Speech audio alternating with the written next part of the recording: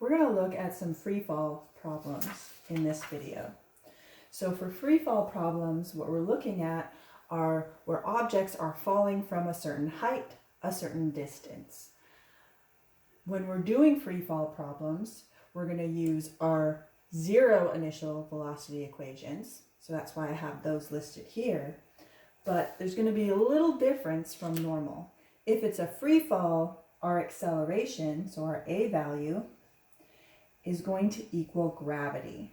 Because when an object is in free fall, whether it's falling off the edge of a table, the edge of a cliff, the edge of an ironing board, what's affecting that object is the rate of gravity. And the rate of gravity we've learned is 9.8 meters per second squared. So notice the units are the same as the units on acceleration because gravity is essentially a rate of acceleration. So let's look at the problem on the board. We have a cliff diver jumping off a 27-meter cliff. We're going to calculate the time it takes for the diver to hit the water and also the velocity reached. So by reading this, you would first need to figure out that it's a free fall problem. And what would tell you that is that you have a diver or a person standing on the edge of a cliff about to fall off. Yes, he's jumping, but even still, gravity is going to be the rate that he is affected by. So we know we're going to use these equations, and we know our acceleration value will be 9.8. So let's approach this like all of our other word problems, and we're going to start by writing our knowns and unknowns. So the first piece of information, actually the only piece explicitly given to us, is 27 meters. So what is that? A distance, a time, a velocity? Well, meters means it's a distance. Now it looks as though nothing else is given to us. But if you know it's a free fall problem, acceleration was also given to you, right? Because gravity. So I'm going to write A, which is equal to gravity, which is 9.8 meters per second squared. That's also a known. So what's our unknowns? Let's see. We want to know the time and the velocity. So next step is to convert if necessary. We don't need to. Units are what we want them in. So we'll go straight to looking for an equation. Two variables, two equations. So let's look at time first. So let's try to find an equation for time. If I look at this first equation, I have time, which is a variable I don't know, and I also have average velocity, another variable that I don't know. So that one will not work.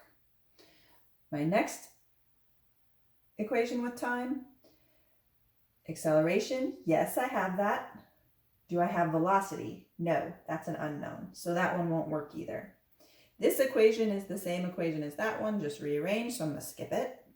Let's look at this last equation, time. Yes, I am looking for time. Do I have acceleration? Yes, I do. 9.8. Do I have distance? Yes, I do. So this is going to be the equation that I'm going to use. Notice I'm going to have to rearrange it. Now, this is one of the hardest equations to rearrange. So bear with me. Remember, when we looked at rearranging this equation before, we used a slightly different version of it to make it a little easier for us to rearrange it, and that was AT squared over 2. So, goal is to get time by itself. All right, so I'm going to get rid of the 2 first. 2's in the denominator, so I'm going to multiply by 2. That way they cancel. Whatever I do to one side of the equation, I have to do to the other. So I get 2D is equal to AT squared. Now, I still want to get T by itself, which means I need to get rid of the A. So if I want to get rid of the A, what I'm doing right now is I'm taking A and I'm multiplying it by T squared. So to get rid of it, I want to do the opposite operation. So instead of multiplying, I'm going to divide by A. Whatever I do to one side of the equation, I have to do to the other. So now A will cancel on the right side, And on the left side, I have 2d over a. And that's going to equal to t squared. I'm almost there, but notice I have this pesky squared, and I don't want a squared. I need to get rid of that. I want t just by itself. So to get rid of a t squared, I'm going to do the square root. Whatever I do to one side, I have to do to the other. So when I do the square root of t squared, I get t by itself. On the other side of the equation, I have the square root of 2d over a. So let me erase this and write the equation, rearranged equation, solving for t. So I'm going to plug this values in and solve. So I have square root of 2 times the distance, which we said was 27.0 meters. I'm going to divide that by acceleration, which in this case is gravity because it is a free fall problem. When I do that, I'm going to get a time 2.347 seconds. Now let's look at our sig figs. Remember, you only want to take into account the sig figs in the question. So I'm not going to count the sig figs for gravity. Gravity is an exact number, so we don't use it when we're counting sig figs. So it's just the numbers in the problem itself. So in this number, I have 3 sig figs. So that means I want 3 in my answer. So 1, 2, 3. Look at the number next to it. That 4 is going to round right up to a 5. And I get 2.35 seconds. All right, let's look for velocity now. So the easiest equation for velocity would be this guy here because I won't have to do any rearranging. And it works. Yay. Because I have acceleration and I have the time now. So let's just plug those in. 9.8 times 2.35. Seconds cancel, and I get meters per second as my units. When I multiply those, I'm going to go ahead and get 23.03. And I just want 3 sig figs, just like before. So 23.0.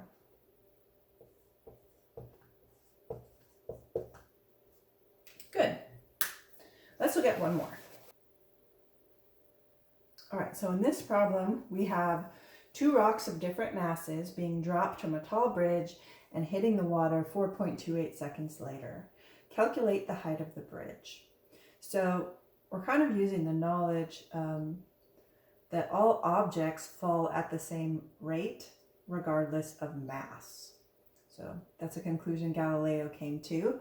So these 2 rocks that are falling, even though they have different masses, gravity is the only thing affecting those 2 rocks. So they're going to fall at the same rate, 9.8 meters per second squared, and they're both going to hit the water in 4.28 seconds. They're also going to be going the same velocity. And we could calculate velocity if we wanted to. We'll have enough information. But it's not asking us to calculate velocity, so we can save that for another day. So let's start with our knowns and unknowns.